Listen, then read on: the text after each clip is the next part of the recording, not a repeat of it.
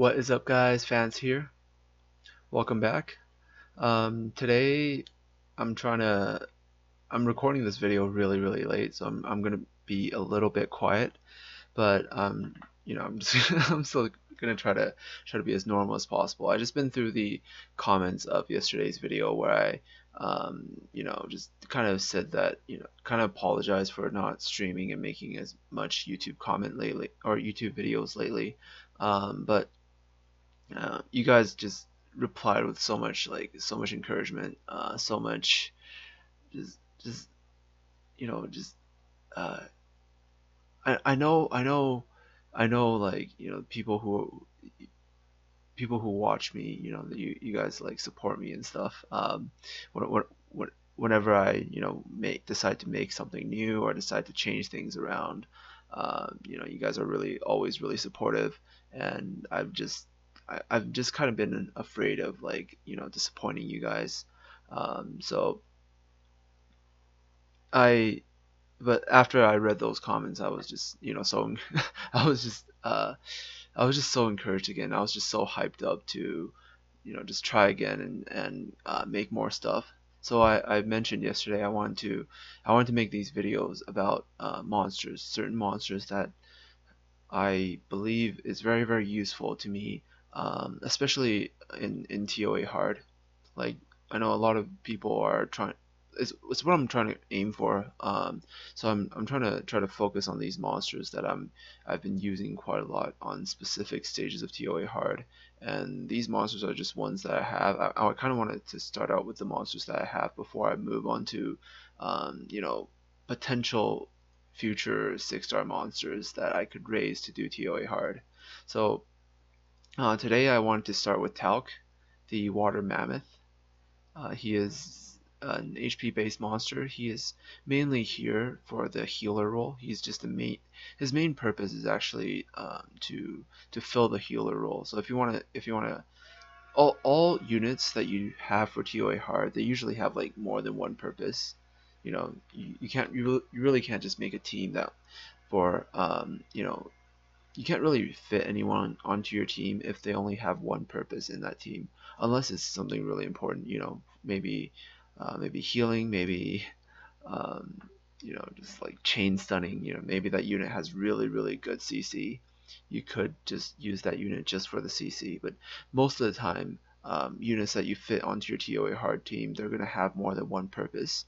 So Talc here, he pretty much has three main uses. His first one is his ability to heal. Actually, I would say four. It's his ability to heal. So he's going to be able to fill the healer role. If you include him in your TOA hard team, you can take out your other healers. So if you're running anything like Belladon, if you're running Chasun or something, you could replace them with Talc in some floors. One of the reasons why you want to do that is, well, he's not necessarily super strong for his heal, but he does provide a lot of other utility as well. Whenever he heals, he provides a defense buff for your team. So it's an AoE defense buff. It's a heal that scales with his own max HP. It's probably not as good as a heal that scales with the team's max HP, but it scales with his max HP. It's a buff that buffs defense for 2 turns. So defense buff is really useful for TOA hard. You can use him to just buff up your team, make sure they survive against hard floors, like really hard floors that you really can't CC. So floors that that you're gonna get hit, or maybe hit a lot. You might want to bring Talc, and he also serves as a water tank. He is very tanky. He has really high base HP, not super high defense, but pretty decent.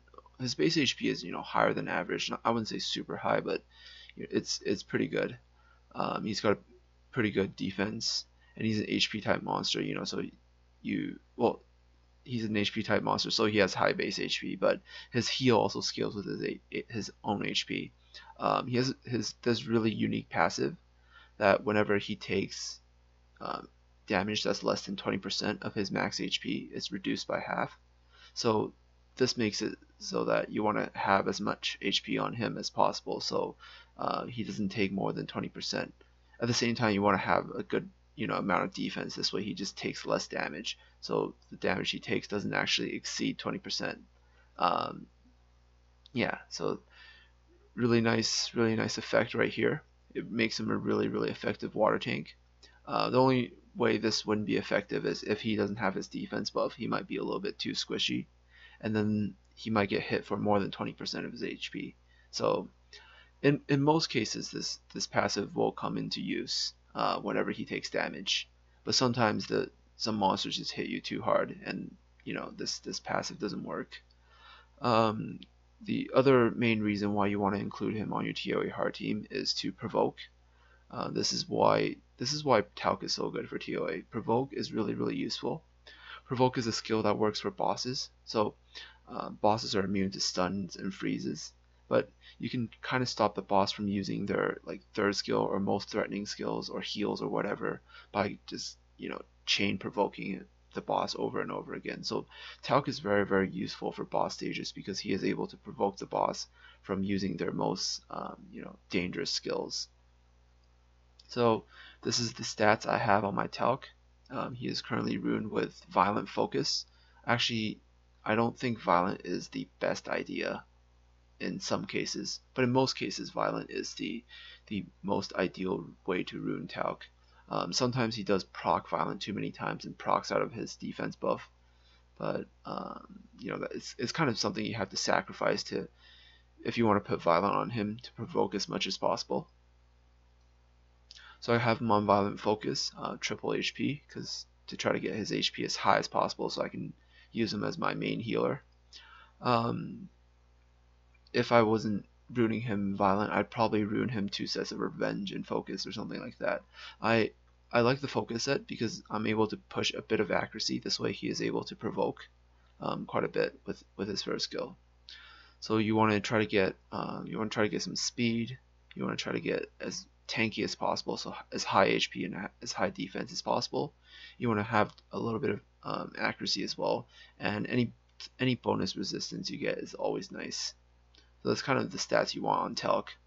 I haven't completed TOA or haven't started on TOA hard yet, but I guess there are some levels where I can kind of showcase Talc a little bit.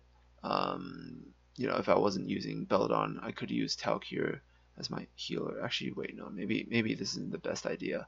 I think a really good place to showcase my Talc is through a Dragon Speed 10 run. Yeah, I'll run a revive team, like the revive comp, the very standard comp that I usually suggest for people that run Dragon Speed 10 for the first time. So I'm going to use Talc as my main healer for my revive comp. Let me just find him. Wait, where did he go? Alright, right here. And who do I put last on my revive comp? Oh yeah, I put Konamiya. So Talc's going to be my main healer. Kona's going to be kind of a support healer and debuff cleanser. Bakine's going to be my reviver. Bernard's going to be the speed buff, to get my team fast enough, and Veramos is going to clear the dots. So and provide dots at the same time. So I'm gonna run this team just to kind of show off the power of Talc a little bit. And this unit I think is really nice for early stages of the game as well, because you're able to he's really easy to ruin. All you need to do is get his HP as high as possible, and you don't really need to worry about anything else early on. Just stack a bunch of HP, just make him tanky, and then he's going to be a water tank. At the same time, he's going to be able to provide the defense buff, which is really useful early on against a lot of PvP situations. And the provoke is always a really nice bonus. So he's one of the, I think in my opinion, one of the best farmable. Well, not, I wouldn't say he's not farmable, but one of the best 3-star healers in the game. Besides like Belladon or something, but in some situations he could be better than Belladon, especially in many floors of TOA hard. So yeah, this is a really nice monster. I think if you're running this team for Dragon Speed 10 and you have a Talc raised, it's actually easier to use Talc than Belladon, because Talc provides the defense buff, which helps your team survive really easily. So you really shouldn't see anyone's HP drop too low when I'm running this Dragon Speed 10 team right now. Um, he's going to just keep buffing up with defense, and his heals for maybe I think it was like 6,000 or 7,000 every time he heals. He's on violent, so he's going to be healing quite a lot, and his heals every 3 turns, which is 1 less turn than Belladon. So you can't really you can't compare the two heals, head on, because Belladon's heal is going to always be superior, but Talc is able to heal more often. Um, he is a unit that, if you want to use him for the late game, his rune requirement is quite high, because you need his HP high in order to heal a lot. At the same time, you need him to have a little bit of accuracy if you want to run him for TOA hard to keep provoking. And you want to have him, ideally on violent, or maybe on revenge, or maybe something like that, just so he can, use his provoke as much as possible. And you kind of have to try to get his defense as high as possible from substats as well. And his base speed isn't too high; it's like 90 something. So you want to try to get a bit of speed from substats. This way Talc wouldn't be too slow and slowing down your entire team, your entire TOA team. Yeah. So yeah, my voice is like pretty weird again. Sometimes, like, it's like late at night, I just make these videos. I kind of took a bit of a break. Today I was actually supposed to go see my brother. My brother's like moving out for college. He's gonna be living near his school, and we were gonna just go take a look at it. Like, my family was just gonna go and take a look at his place, because my mom's the only one that's ever seen it, and no one else has seen it yet. And it's not too far from home, but it's, if he needs to go to college every single day, it's like an hour long drive or something like that. So so we were gonna go check out the place and stuff. So, like, yeah, we just wanted to check it out, but then it was still raining super hard. The typhoon, I don't think, has left yet, or maybe it has left, but it's still like raining super hard, so we actually didn't get to go. I wasn't planning to stream today, but actually, like, we didn't go, but we just stayed at home. Did something pretty special. Like, we just haven't done it in a long time as a family. Like, when you start growing up, you start doing less things together as a family. I'm already like 20 something. I just, besides streaming and doing YouTube and stuff, like, I'm usually, if at school times, I'm usually at school, or I'm just doing other things as well. So I don't spend a lot of time with my family, but today we actually did something pretty special. We just played this board game together. Um, it was like just this picture guessing game. It was a really simple game, but then we just spent, like, maybe 2-3 hours just playing a board game together, and that was actually, yeah, I actually enjoyed it quite a bit. So I'm really enjoying the time I kind of took off, not not YouTubing, not streaming. Just want to clarify that I I this is my passion. This is what I want to do in the future. I really do like playing games. I really do like sharing my experiences in the game, sharing my knowledge and stuff with everyone. I think that's something I really just enjoy doing, and I think I repeated the same thing like 3 times, and just in different ways. Either way, um, just thank you guys so much again, like, people who support me, people who watch me, and people who just who are just along for the ride and just got here. Welcome to you as well. And yeah, that's pretty much it. So Talc made this team super safe. Like, the defense buff is always up. Everyone's always full HP. He just makes dungeons really safe. I was able to do Hall of Heroes pretty much near 100% clear rate without a reviver because of Talc. Because Talc just provide the defense buff, and then I used last Hall of Heroes, it was the pirate, yeah, the light pirate Hall of Heroes. I used Veramos, yeah, it was Veramos, Draco, Talc, Belladon, and I think I ran Verd. Yeah, that's what I ran. I ran Verd, Veramos, Draco, Talc, and Belladon. So my team was just really fast. I didn't really have a nuker. I couldn't really fit a nuker onto that team. But I was running double heal with Talc providing defense buff. So he kind of made up for me not having a strong reviver. Because my only reviver is McKean, and she is pretty squishy. I wouldn't say she's tanky enough to be my main reviver. I kind of need like Brian or something to do that, but that's just that's just random summoning luck again.